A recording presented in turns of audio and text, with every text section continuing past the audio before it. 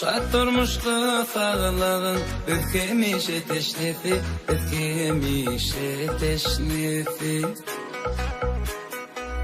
Örtün olunup gezmek sağdınlığın çeşmesi, sağdınlığın çeşmesi.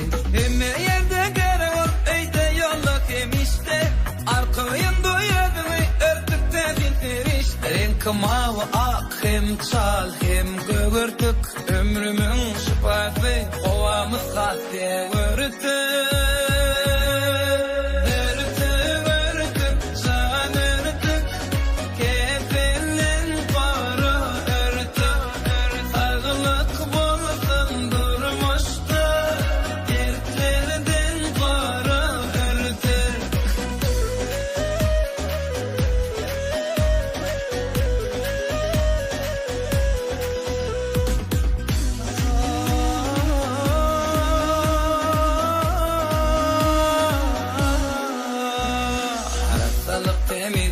Sağdınlığın başertin, ağzın örtüklü olsa bilmedin yan işlerdi.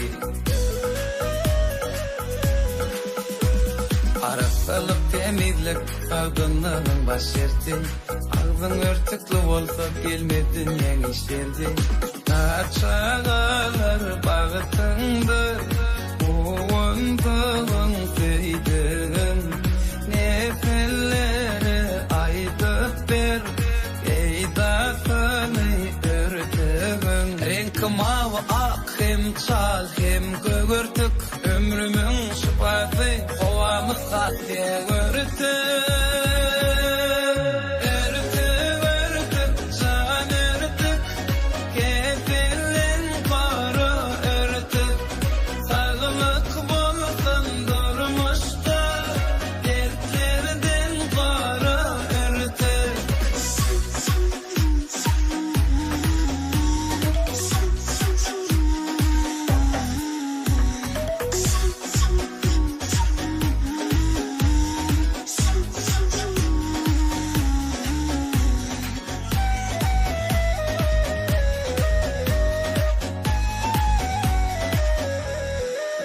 Renk mavi ak, hem çal hem göğürtük, ömrümün şifası, ovamız sahte